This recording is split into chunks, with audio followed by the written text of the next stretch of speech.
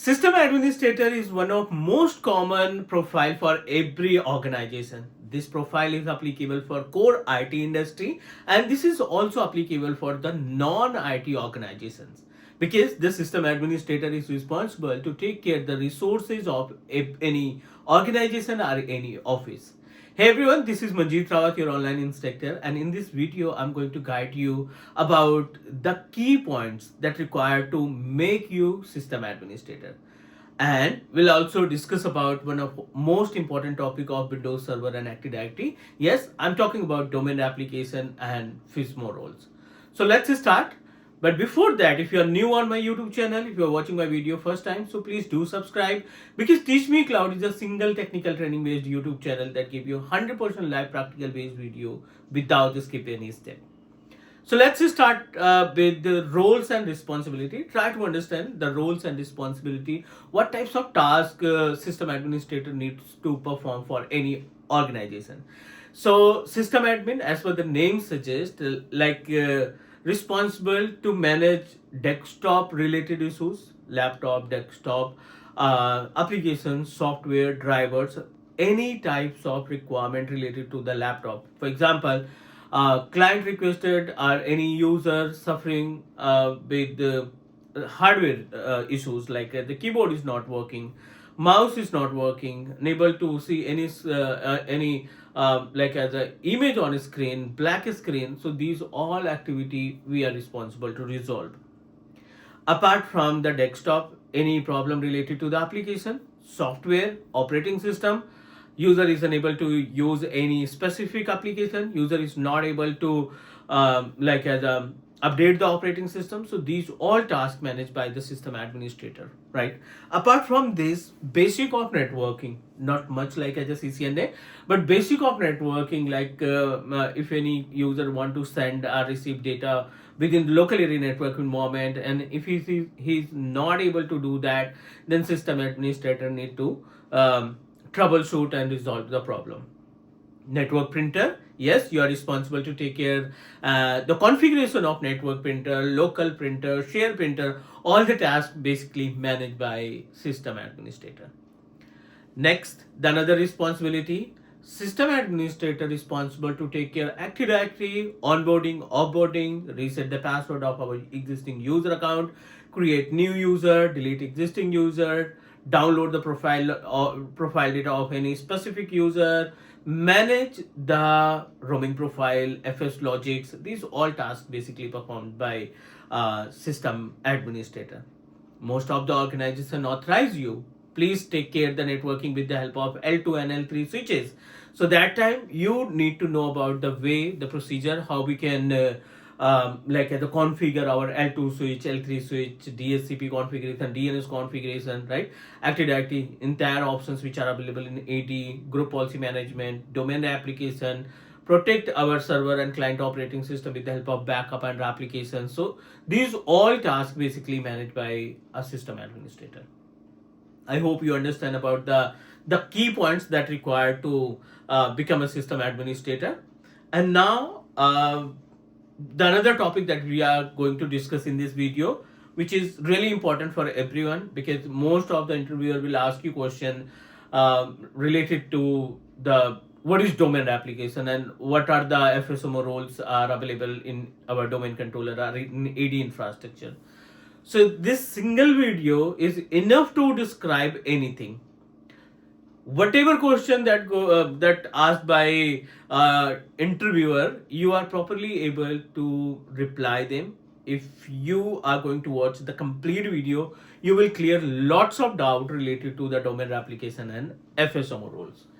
So for understanding, let me give you the all details with the help of few diagrams, because it will easy to understand the concept of domain application.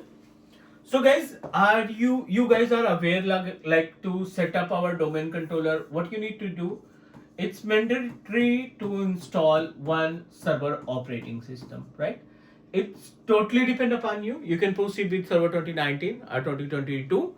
And in server machine, we need to set up one domain with the help of Active Directory domain services roles. You can install and promote, and you will get the access of class.com, cloud.com, abc.com, training.com, whatever name that you decided to use for your domain controller. You just need to configure. Every domain controller will provide us a multiple objects, right? Every domain controller will give us access of multiple objects and containers. So like as a users, and we are able to find groups,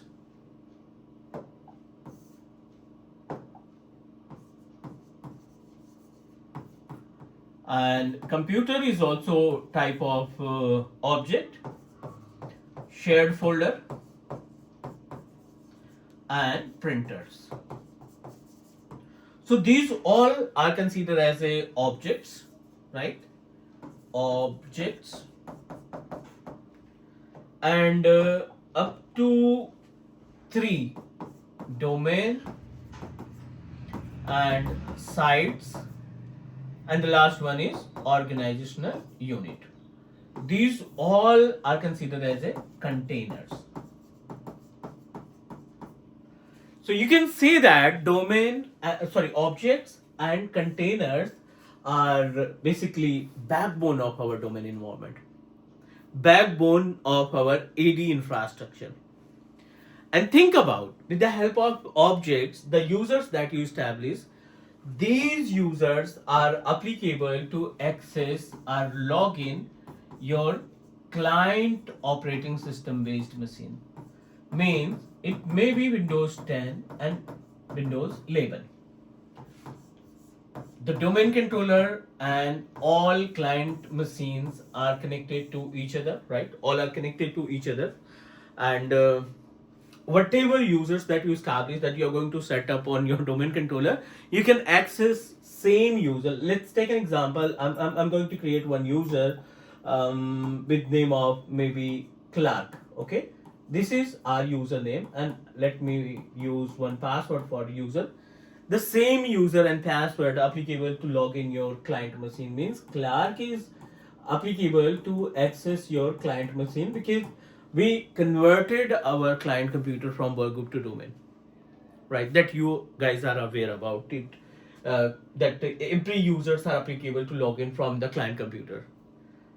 We are here to understand about domain application, right? The basic, this is the prerequisite. You should aware about the concept of AD, objects and containers, the role of objects, role of containers, you should know about to understand properly related to the services or features of domain application. Think about single domain controller available, and you are going to create up to approximately 500 users. Means 500 client PC you are going to establish. Fine. So think about, single domain controller is responsible to take care of all the 500 clients.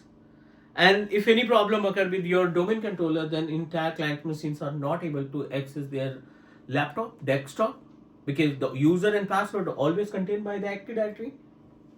So domain application come into the picture, and with the help of domain application, we are going to set up a same copy of our AD with another hardware, with another computer, right? So now, if any problem occurs with our root domain controller, then we are going to take care everything. The second domain controller will take care everything, like user login, GPO, DNS, DSCP, whatever service that you establish, managed by the second domain controller. I hope you guys are able to understand these points. So I'm going to erase it, right? Let's proceed for the next step that will help you a lot related to the domain application. So basically, domain replication is divided into two different parts, right? It is divided into two different parts.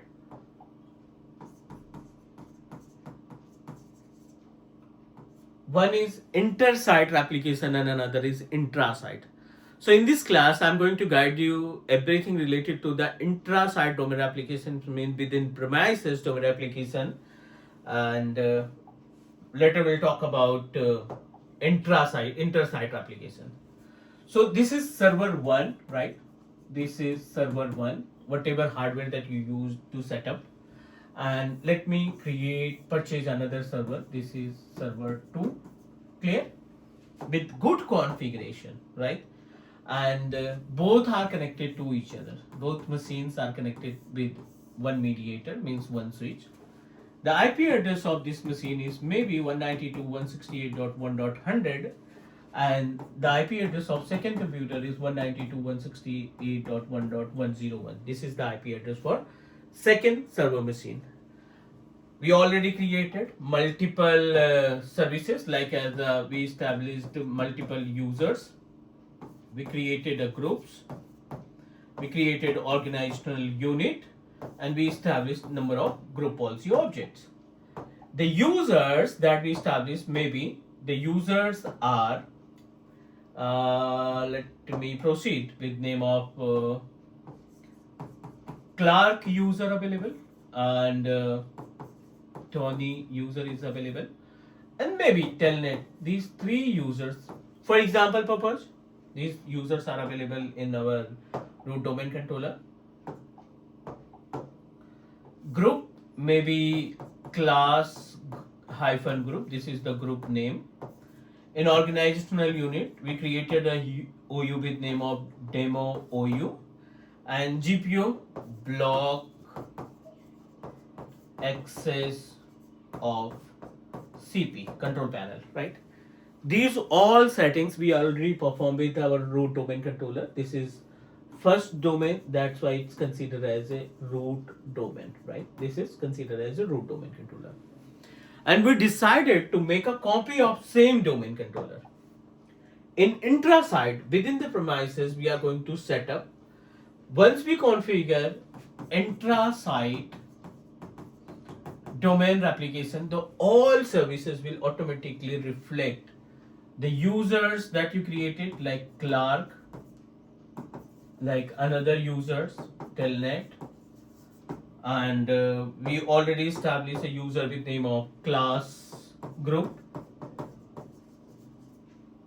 demo OU, and last one is block access CP.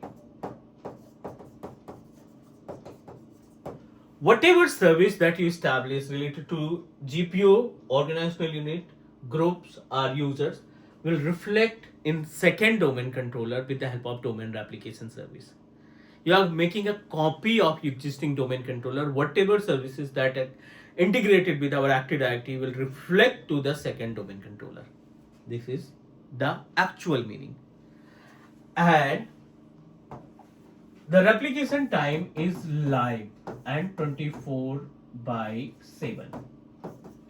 Means if you are going to make any changes with root domain controller or additional domain controller, will reflect immediately to the another computer, right? This is considered as a intra-site domain replication. Is all right? The best part, every domain controller or in case of domain application, 5 FSMO roles come into the picture, right? Because the FSMO roles are considered as a backbone for our domain application. FSMO roles, right? So total number of roles are applicable in FSMO. Forest wide, you can divide into 2 different parts, and domain wide, right? You can divide into 2 different parts. In the forest wide, we'll find schema master,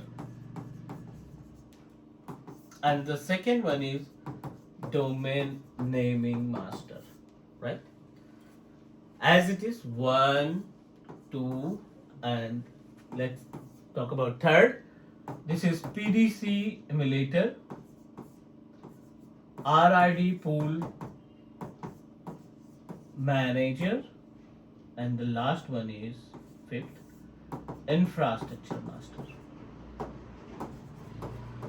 So total number of FSMO roles that you will find in FSMO 5. I'm going to establish 2 different servers and give you the proper practical related to the domain application and the work of FSMO roles. I hope the points that we discussed in this particular class, everything is okay. If you feel like if you have any question or doubt, drop a comment. Definitely will reach out to you and give you the solution. Do subscribe your on YouTube channel, Teach Me Cloud, and we are going to connect in next video. Bye bye. Take care.